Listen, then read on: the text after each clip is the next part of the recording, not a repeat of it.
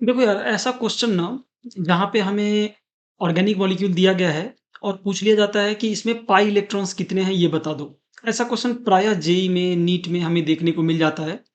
तो बेसिक रूप से जैसे ये क्वेश्चन तुम्हें दे देंगे और बोलेंगे कि इसमें पाई इलेक्ट्रॉन्स कितना है, जो कंजुगेशन में हो ऑफ कोर्स, वो हमें बता के देना है। ठीक है? इसके लिए हम क्या करेंगे, सबसे पहले जो यहाँ पे 2 टर्म है उसको समझने की कोशिश करते हैं। एक है जो इम्पोर्टेंट दो टर्म्स हैं, उसको समझने की कोशिश करते हैं। पहला टर्म जो इम्पोर्टेंट है, वो है पाई इलेक्ट्रॉन्स और दूसरा टर्म जो इम्पोर्टेंट है, वो है कंजुगेशन। ठीक है? पाई इलेक्ट्रॉन्स क्या होता है यार? तो होता क्या है कि जैसे कि यहाँ पे हम बॉन्ड्स देख रहे हैं, राइट? कि ये जो सी है वो एन के साथ बॉन्डिंग बनाया हुआ है, ये सी इस सी के साथ 2-2 बॉन्ड से जुड़ा हुआ है। ऐसे ही ये सी जो है वो हाइड्रोजन के साथ बॉन्डिंग बना के रखा होगा। अगर मैं इसको एक्सपेंड करके लिखूँ, इसको अगर मैं एक्सपेंड लिखूँ तो कुछ इस तरीके का लिख सकता हूँ कि ये जो हाइड्रोजन है वो ऐसे कनेक्टेड है। ऑफ कोर्स ऐसे लिखा जा सकता है। हम एक्सपेंशन वाले लेक्चर में इसको देखे थे कि किसी भी ऑर्गेनिक मॉलिक्यूल को हम एक्सपेंडेड वे में कैसे लिख सकते हैं, किसी भी ऑर्गेनिक मॉलिक्यूल को हम एक्सपेंडेड वे में कैसे लिख सकते हैं, ऐसा हमने एक्सपेंशन वाला जो देखा था बेसिक ऑफ ऑर्गेनिक केमिस्ट्री में, उसमें हमने बताया था। तो यहाँ पे 2 कार्बन, 1 कार्बन है, इस पे 2 हाइड्रोजन है, तो हमने 1 कार्बन लिख लिया, 2 हाइड्रोजन ऐसे लगा दिया। सिमिलरली हमने डबल बॉन्ड लिख ली एंड सो ऑन। ठीक है। अब हमें बोल रहा है कि पाई इलेक्ट्रॉन्स के बारे में, ओवरऑल हमारा टारगेट क्या है यहाँ पे, पाई इलेक्ट्रॉन्स को पहले समझना कि पाई इलेक्ट्रॉन्स इसमें से कौन-कौन सी इलेक्ट्रॉन्स हैं, वो पाई इलेक्ट्रॉन्स हैं। तो देखो यार, यहाँ पे अगर हम इलेक्ट्रॉन्स को देखें तो कौन-कौन सी इलेक्ट्रॉन्स हैं यहाँ पे as a matter of fact. तो हम देख रहे हैं कि एक इलेक्ट्रॉन यहाँ पे है, एक इलेक्ट्रॉन यहाँ पे है, जो सी-सी के बीच बॉन्ड बन रहा है। एक यहाँ पे है, एक यहाँ पे है, अगेन सी-सी के, इसी सी और इस सी के बीच बॉन्ड बन रहा है। सिमिलरली यहाँ पे है, यहाँ पे है, यहाँ पे है। तो बहुत सारे इलेक्ट्रॉन्स हमें दिख रहे हैं, राइट? ये जो बॉन्डिंग होती है तो उसमें जो ये लाइन मैं खींच रहा हूँ, इसके दोनों एंड पे एक-एक इलेक्ट्रॉन है, राइट?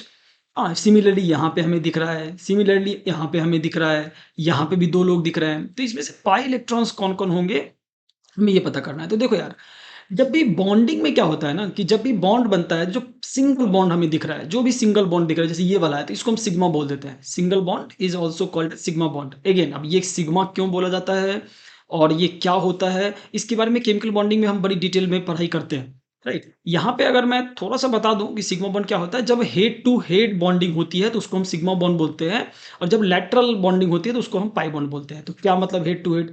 लेट अस सपोज़ हम एक एस को आई डोंट नो कि अगर आपने अभी तक केमिकल बॉन्डिंग थोड़ी भी पढ़ी है कि नहीं, नहीं भी पढ़ी है, तो ऐसे समझ लो कि कुछ ऑर्बिटल्स हैं, कुछ ऐसा सिंपल, अगर ऐसा कुछ बॉन्ड हुआ है, अगर नहीं भी पढ़े हो तो कोई दिक्कत नहीं है, इसको स्किप कर सकते हो।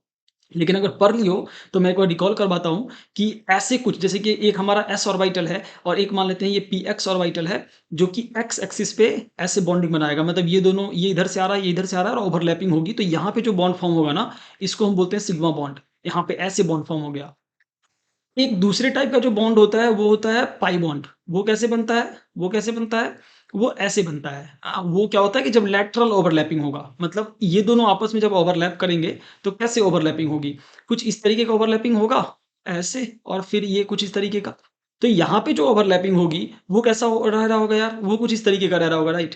तो ऐसा ओवरलैपिंग जब होता है तो इसको हम बोलते हैं सिग्मा बॉन्ड का फॉर्मेशन, और ऐसा ओवरलैपिंग होता है तो इसको हम बोलते हैं पाई बॉन्ड का फॉर्मेशन। ये लैटरल ओवरलैपिंग बोलते हैं और ये हेड टू हेड ओवरलैपिंग इसको बोल रहे होते हैं। तो ऐसे में सिग्मा बॉन्ड का फॉर्मेशन होता है। तो मतलब ये है, इन शॉर्ट, अगर ये चीज़ नहीं भी समझ में आई कि क्या ऑर्बिटल, अगर आप बहुत नए हो, आई मीन 11th में ज्वाइन ही किए हो और अगर आप ये वीडियो देख रहे हो, तो ठीक है, मैं जानता हूँ कि केमिकल बॉन्डिंग 1-2 चैप्टर के बाद पढ़ाया जाता है, उसमें हम इस चीज़ को देखते हैं। लेकिन अभी सिंपल समझो, अगर मैं सिंपलिस्टिक वे में बोलूँ, सिंपलिस्टिक वर्ड में बोलूँ, तो सिंगल बॉन्ड्स जो होता है वो सिग्मा बॉन्ड होता है, और डबल बॉन्ड में एक बॉन्ड तो सिग्मा होगा और जो दूसरा हो जाएगा वो हो जाएगा पाई। ठीक है?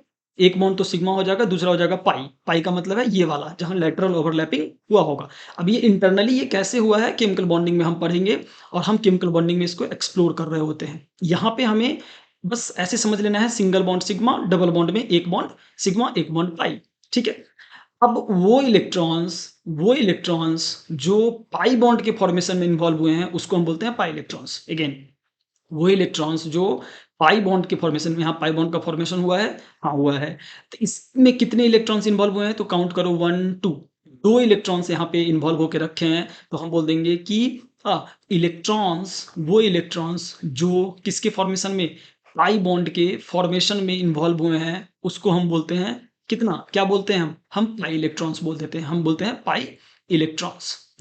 इस केस में हमने देखा कि जो यहाँ पे हमें 2 पाई इलेक्ट्रॉन्स दिख रहा है, ठीक है? 2 पाई इलेक्ट्रॉन्स यहाँ पे हमें दिख रहा है जो किसमें, पाई बॉन्ड के फॉर्मेशन में इन्वॉल्व है। नाउ इसके साथ-साथ उन इलेक्ट्रॉन्स को भी पाई इलेक्ट्रॉन्स बोला जाएगा। देखो 2 बातें हैं। पहली बात मैं क्या बोल रहा हूँ कि वो इलेक्ट्रॉन्स जो पाई बॉन्ड के फॉर्मेशन में इन्वॉल्व हैं, उसको पाई इलेक्ट्रॉन्स बोल दिए, राइट? इसके साथ-साथ वो इलेक्ट्रॉन जो पाई बॉन्ड के साथ कंजुगेशन में हो, फिर से अभी हम क्योंकि एक कंजुगेशन वाला टर्म जो है उसको हम एक्सप्लेन करने की कोशिश करते हैं। वो इलेक्ट्रॉन्स जो पाई बॉन्ड के साथ कंजुगेशन में हो, उसको भी हम क्या बोलेंगे, तुम भी पाई इलेक्ट्रॉन हो, राइट? और ये जो टोटल टर्म होगा पाई इलेक्ट्रॉन इन कंजुगेशन वो डिफाइन हो जाएगा वहाँ पे। तो हम बोलेंगे पाई इलेक्ट्रॉन और जो इलेक्ट्रॉन इसके साथ कंजुगेशन में हो, पाई इलेक्ट्रॉन और जो इलेक्ट्रॉन्स इसके साथ कैसे हो, कंजुगेशन में हो, वो सारे ही क्या हो जाते हैं, पाई इलेक्ट्रॉन इन कंजुगेशन कहे जाते हैं। तो हम यहाँ पे बोलेंगे कि यहाँ पे हम क्या बोलेंगे कि ये 2 इलेक्ट्रॉन और ये जो 2 इलेक्ट्रॉन है ये आपस में कंजुगेशन में है। तो यहाँ का 2 इलेक्ट्रॉन और यहाँ का 2 इलेक्ट्रॉन, ये दोनों मिला के 4 इलेक्ट्रॉन हो गया। तो टोटल इस वाले मॉलिक्यूल में, अगर हम इस वाले मॉलिक्यूल जो हमने शुरू किया था, इसमें 4 पाई इलेक्ट्रॉन है। अब क्वेश्चन आता है कि यार मुझे कैसे मालूम कि वो कंजुगेशन में है? बात हम सिंपलिस्टिक वे में ये बोल रहे हैं कि जो पाई इलेक्ट्रॉन है और उसके साथ जो भी कंजुगेशन है, उन सबको पाई इलेक्ट्रॉन कंसीडर कर लेंगे। तो पाई इलेक्ट्रॉन ये है, इसके साथ जो कंजुगेशन में होगा वो भी पाई इलेक्ट्रॉन हो जाएगा और उसी का नंबर हमें बताना है। अब जो दूसरा मेजर टर्म था, वो था कंजुगेशन। पाई इलेक्ट्रॉन तो हम समझ गए। कंजुगेशन कैसे देखते हैं कंजुगेशन में? तो अभी तक के सीरीज में हमने बहुत ज़्यादा बातें कर ली कंजुगेशन की और हमने बताया था, अगर आप इस सीरीज को शुरू से देखते आ रहे हो तो वेल एंड गुड, और नहीं तो मैं यहाँ इन शॉर्ट बताता हूँ कि देखो ये डबल बॉन्ड है ऐसा। जो कंजुगेशन वाला जो प्रॉपर्टीज होता है ना, वो कैसे-कैसे होता है उसको हम बात करते हैं। कैसे लोगों को हम कंजुगेशन में बोलते हैं, कैसे इलेक्ट्रॉन को हम कंजुगेशन में बोलते हैं। तो यहाँ पे एक डबल बॉन्ड है, राइट? बीच में एक गैप आना चाहिए, कोई भी गैप कुछ भी हो सकता है। तो यहाँ पे एक डबल बॉन्ड है, बीच में एक गैप होना चाहिए, फिर एक डबल बॉन्ड अगर हमें मिल जाए तो हम बोलेंगे तुम दोनों आपस में कंजुगेशन में हो। तो हम बोलेंगे डबल बॉन्ड है, बीच में एक गैप है, यहाँ डबल बॉन्ड नहीं मिला अपने को यार, राइट? इसको हमने एक्सपेंड वे में भी लिखा था, तो यहाँ पे ना ही एन और एच के बीच डबल बॉन्ड था, ना ही यहाँ पे डबल बॉन्ड था। तो ये वाला रूल तो यहाँ पे अप्लाई नहीं हो रहा। दूसरा रूल क्या है? डबल बॉन्ड हो, बीच में एक गैप हो, एक एक लोन पेयर हो जाए, ठीक है? या नेगेटिव चार्ज हो जाए। तो हम बोलेंगे डबल बॉन्ड हो, बीच में एक गैप हो और एक लोन पेयर यहाँ पे दिख गया अपने को। मतलब ये दोनों इलेक्ट्रॉन जो है वो आपस में कंजुगेशन में हाँ, और इसका क्या मतलब हो जाता है? अगर ये दोनों इलेक्ट्रॉन आपस में कंजुगेशन में हैं, मतलब कि ये पाई इलेक्ट्रॉन इस पाई इलेक्ट्रॉन के साथ कंजुगेशन में, कैसे मैं इसको पाई बोल रहा हूँ? क्योंकि अगर कंजुगेशन में है तो ये भी पाई कहे जाएँगे। ये अगर इसके साथ कंजुगेशन में है तो ये भी कैसे कहे जाएँगे? पाई कहे जाएँगे। तो हम बोल देंगे ये 2 इलेक्ट्रॉन और ये 2 इलेक्ट्रॉन आपस में कंजुगेशन में भी है, और क्योंकि कंजुगेशन में है तो इसके कारण से ये भी इलेक्ट्रॉन पाई कहा जाएगा। तो टोटल जो यहाँ पे हमारा आंसर आ जाएगा वो आ जाएगा 2 electrons from here and 2 electrons from here, that is total of 4 electrons, right? Quickly हम एक और एग्जांपल ले लेते हैं और उसमें सॉल्व करने की कोशिश करते हैं, ठीक है? इस वाले एग्जांपल में अगर हम देखें यार, तो क्या हो रहा है कि हमारे पास पाई इलेक्ट्रॉन्स कितने-कितने कौन-कौन हैं? तो हम बोलेंगे कि यार यहाँ पे हमें डबल बॉन्ड दिख रहा है, यहाँ पे हमें डबल बॉन्ड दिख रहा है। तो हमने बताया था कि डबल बॉन्ड में एक बॉन्ड क्या होता है सिग्मा और एक बॉन्ड क्या होता है पाई। अब देखो रिंग में भी यही फिलॉसफी चलेगा।